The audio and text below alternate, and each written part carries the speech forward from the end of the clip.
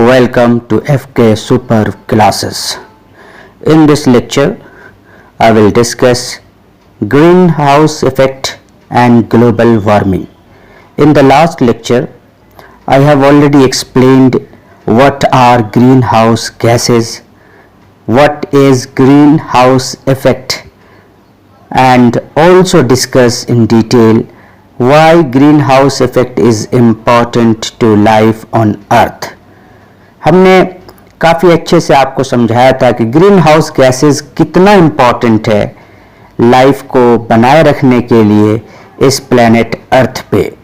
अब क्या है कि ग्रीन हाउस गैसेस की जो क्वांटिटी है ना वो दिन ब दिन बढ़ती चली जा रही है because of the population, because of the industrialisation, because of the deforestation. तो ग्रीन हाउस गैसेस की जो प्रॉपर्टीज थी कि वो हीट को ट्रैप कर लेता है, एटमॉस्फेयर से बहुत ही कम एस्केप करता है हीट को, तो जिसकी वजह से अर्थ का जो टेम्परेचर है बढ़ जा रहा है। जब तक ग्रीन हाउस गैसेस की क्वांटिटी नेचुरल थी तब तो ये काफ़ी इम्पॉर्टेंट था लाइफ को बनाए रखने के लिए अर्थ पे, लेकिन दिन ब दिन जो ग्रीन हाउस गैसेस की क्वांटिटी बढ़ रही है that cause the global warming. Earth absorb about 70% of the total solar energy reaching its surface, thereby increasing its temperature. इसको हमने काफ़ी डिटेल में समझाया है आपको लास्ट लेक्चर में। उस लेक्चर का लिंक डिस्क्रिप्शन बॉक्स में गिवन है। Go through the link and understand the green house gases and greenhouse effects. Some of this energy is radiated back into the atmosphere. The gases present in the atmosphere, for example, ozone, methane, carbon dioxide, water vapor and chlorofluorocarbons are called greenhouse gases. They absorb some heat, thereby restricting the heat to escape our atmosphere. These gases add to the heating of the atmosphere and result in global warming. जब तक एक खास quantity में थी जो nature की तरफ से हमें मिला था, तो वो ग्रीन हाउस गैसेस की जो क्वांटिटी थी उससे लाइफ जो है वो कंफर्टेबल हुआ ऑन द प्लैनेट अर्थ। लेकिन जब इनकी क्वांटिटी ज़्यादा होने लगी then it result in global warming. कहते हैं ना excess of anything is bad, तो वही चीज है यहां पे। From 18th century onward, the concentration of these gases in the atmosphere has started rising gradually. Since then, CO2 level have risen around 40%. 18th century से जो है जो ग्रीन हाउस गैसेज हैं उनका कंसंट्रेशन एटमॉस्फेयर में बढ़ने लगा। तब से अब तक अराउंड 40% जो है CO2 का लेवल बढ़ चुका है। And why this is happening, क्यों ऐसा हुआ? CO2 का लेवल 40% क्यों बढ़ा?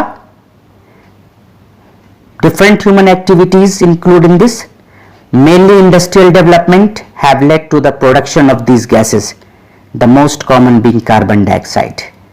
जो भी ह्यूमन एक्टिविटीज है, पॉपुलेशन बढ़ रहा है, हम लोग कार्बन डाइऑक्साइड छोड़ रहे हैं, ऑक्सीजन ले रहे हैं, इंडस्ट्रियल डेवलपमेंट हो रहे हैं, जिसकी वजह से ये सब गैसेस जो है वो बढ़ती चली गई। The unnatural presence of increased greenhouse gases has led to a more pronounced greenhouse effect which has altered the temperature of the earth, leading to a phenomena termed global warming. जो unnatural presence हो गए green house gases का, ज़्यादा मिकदार में आ गए green house gases, जिसकी वजह से ग्रीन हाउस इफेक्ट ज़्यादा होने लगा। क्योंकि ग्रीन हाउस इफेक्ट के लिए कौन रेस्पॉन्सिबल है? Green house gases. अब उनकी क्वांटिटी ज़्यादा हो गई तो ग्रीन हाउस इफेक्ट ज़्यादा प्रोमिनेंट हो गया, जिसकी वजह से जो टेम्परेचर ऑफ अर्थ है ना वो बढ़ता चला जा रहा है। जहां पर ये ग्रीन हाउस गैसेस अर्थ के एवरेज टेम्परेचर -18 डिग्री सेंटीग्रेड से +15 डिग्री सेंटीग्रेड किया, जिसकी वजह से अर्थ पे लाइफ पॉसिबल हो पाया।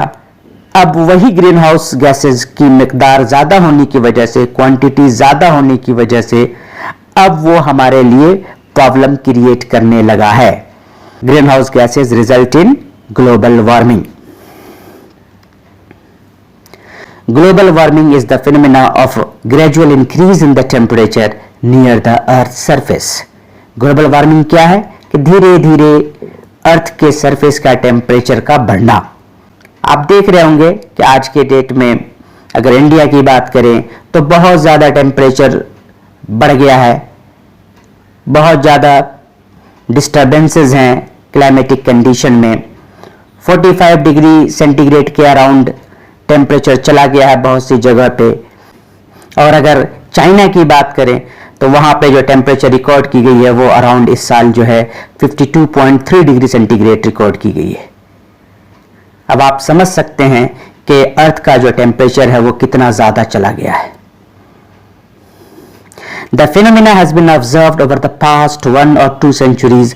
This change has disturbed the climatic pattern of the earth. Climatic pattern जो अर्थ का है ना वो चेंज हो गया है। One of the main effect of global warming will be the rise in sea and ocean level. अब ग्लोबल वार्मिंग का इफेक्ट क्या हो सकता है कि टेम्परेचर की वजह से जो सी एंड ओशियन लेवल है ना वो बढ़ जाएंगे, ग्लेशियर्स मेल्ट करेंगे। सी और ओशन में कैसा वाटर है? सॉल्टी वाटर है। अब वो सॉल्टी वाटर जो है लैंड के लो लाइंग एरिया में पेनिट्रेट करेगा, आगे बढ़ेगा। वहां पर जो फ्रेश वाटर है वो कंटेमिनेट हो जाएगा, वो पीने के लायक नहीं रहेगा। कहते हैं ना ओशियन में कि water is everywhere but not a single drop to drink. अब जब ओशियन और सी का लेवल बढ़ेगा तो जो लो लाइंग लैंड एरियाज है ना वहां पे सी वाटर आ जाएंगे। अब सी वाटर आ जाएंगे तो वहां सी वाटर में तो सॉल्ट है, तो जितने फ्रेश वाटर है ना वो सब कंटेमिनेट हो जाएंगे, पीने के लायक नहीं रहेंगे। तो इससे क्या फ्रेश वाटर की भी दिक्कत हो जाएगी। Currently this already occurring around us, ये हो रहा है। We are observing melting of glaciers and polar ice caps will contribute to the rise in water level all over the world. Glaciers, polar ice caps melt हो रहे हैं, water level बढ़ रहे हैं, लैंड जो रहने के लिए है वो कम हो रहे हैं, फ्रेश वाटर जो पीने के लिए चाहिए वो कम हो रहे हैं। क्योंकि अब सी वाटर और ओशियंस वाटर हर जगह जाएंगे तो वहाँ पर कंटेमिनेट कर देंगे, फ्रेश वाटर की अवेलेबिलिटी कम हो जाएगी। Apart from this, fresh water sources will also reduce. जो फ्रेश वाटर के सोर्सेज हैं, ग्लेशियर्स, ये सब कम हो जाएंगे। एक तो फ्रेश वाटर के सोर्स भी कम हो रहे हैं और फ्रेश वाटर कंटेमिनेट भी हो रहा है ड्यू टू सॉल्ट वाटर। और जो ज़मीन है जहाँ पे हम फार्मिंग करते हैं तो वहाँ पे सॉल्ट का कंसंट्रेशन भी बढ़ जाएगा, तो फार्मिंग में भी दिक्कत है। समझ सकते हैं इस चीज़ को आप, क्या how difficult and how problematic is the global warming. According to scientific bodies NASA, other consequences of global warming are ocean acidification.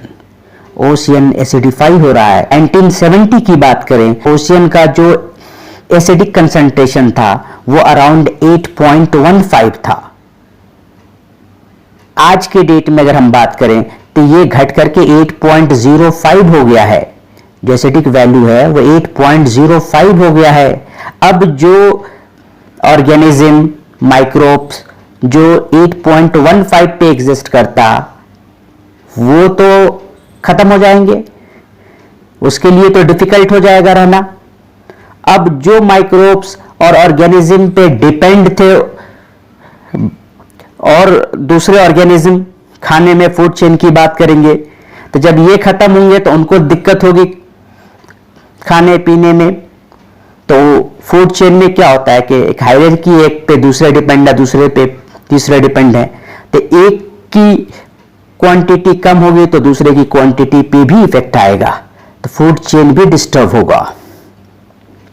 तो वाटर एसिडिफाई हो रहा है, ये हमें देखने को मिल रहा है।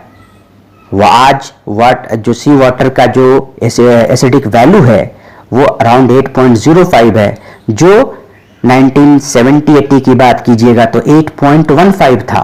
Global warming cause ocean acidification, extreme weather events, कब बारिश हो जाएगी, कब फ्लड आ जाएगा, कब ड्राफ्ट हो जाएंगे, ये प्रेडिक्ट करना बड़ी मुश्किल हो जाएगा। आप देख रहे हैं किसी एरिया में बारिश नहीं हो रही है, एक ही जगह की बात कर लें, इंडिया में ही बात कर लें तो कहीं बहुत ज्यादा बारिश हो रही है तो कहीं पे बारिश हो ही नहीं रही है। लोग परेशान है पानी के लिए, और कहीं पानी इतना ज्यादा हो गया कि लोग उससे परेशान हो गए। अभी आप देखिए दिल्ली में फ्लड आ गए, दिल्ली से सटे बिहार है, वहां पे पानी नहीं है, बारिश नहीं हो रही है, वाटर टेबल नीचे चला गया, पीने की पानी नहीं आ रही है। This global warming result in natural and societal impacts. Extreme weather events. Increasing global temperature cause water to evaporate in large amount. ज़्यादा टेम्परेचर होगा तो ज़्यादा अमाउंट में वाटर इवेपोरेट होंगे, which will leads to a higher level of atmospheric water vapour, जिसकी वजह से atmosphere में वाटर वेपर का कंसंट्रेशन ज़्यादा हो जाएगा। वाटर वेपर ज़्यादा हो जाएगा तो क्या होगा, ये भी ग्रीन हाउस गैस है वाटर वेपर, तो ये भी और एडअप करेगा हीटिंग को। And more frequently heavy and intense rains in the coming years. Water vapour ज़्यादा रहेंगे तो बारिश ज़्यादा होगा, बारिश ज़्यादा होगा तो it results in floods. Climate scientists predict that this shift will lead to a more flood since more water will fall than vegetation and soil can absorb. अब जो क्लाइमेटिक साइंटिस्ट्स हैं उनका ये कहना है कि अगर यही कंडीशन बना रहा, टेम्परेचर बढ़ता रहा इसी तरीके से, एटमॉस्फेयर में वाटर वेपर के कंसंट्रेशन बढ़ते चले गए, तो that result in more flood since more water will fall then vegetation. जितना हमें वेजिटेशन के लिए और सॉइल एब्जॉर्ब कर सकता है पानी, उससे ज्यादा पानी हो जाएगा, तो this result in flood. The remaining water और run off drains into nearby waterways picking up the contaminants like fertiliser on the way. और जो पानी है, जो मिट्टी में, जो सॉइल में फर्टिलाइजर्स हैं, उनको भी बहा करके ले जाएगा। Excess runoff eventually travel to larger bodies of water like lakes, estuaries and the oceans, polluting the water supply and limiting water access for human and ecosystem. अब जो contaminants हैं like fertilizer, वो बह करके जो है larger bodies of water जैसे lakes, oceans, estuaries वहाँ चले जाएंगे और वहाँ के water को भी pollute करेंगे ये fertilizers, और जो ecosystem है वो disturb होगा। As the ocean warms, freshwater glaciers around earth begin to melt at an sustainable rate.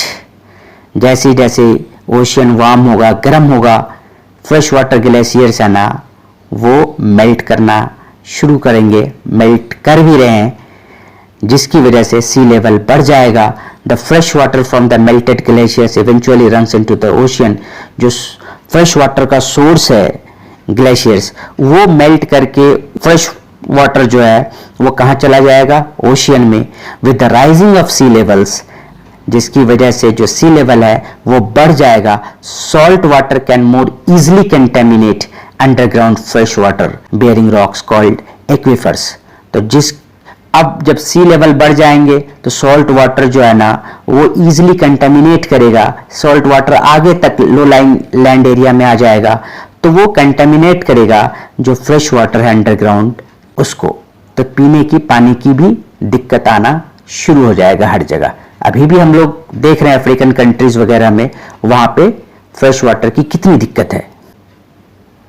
In the northern hemisphere where snow a fresh water source typically accumulate warmer temperature mean less snowfall, which leaves less water available in local reservoirs after winter. This negatively impacts farmers who are left without enough water to irrigate their crops in the growing season. Northern hemisphere में जहाँ पे snow एक fresh water का source है, अगर temperature ज़्यादा हो गया तो क्या होगा, स्नोफॉल कम होंगे। जब स्नोफॉल कम होगा तो क्या होगा, कि पानी की अवेलेबिलिटी कम हो जाएगी, पानी कम स्टोर होगा।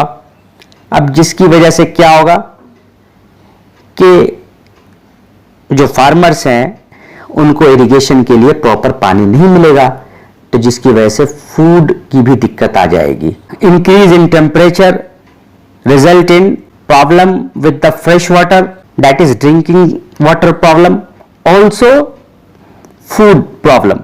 खाने में भी दिक्कत आ जाएगी, पीने में दिक्कत आ जाएगी। So life will become very difficult. तो हमें जो भी ग्रीन हाउस गैसेज हैं उसके प्रोडक्शन को चेक करना होगा, ताकि जो लाइफ है ऑन अर्थ वो बना रहे। That's all for today.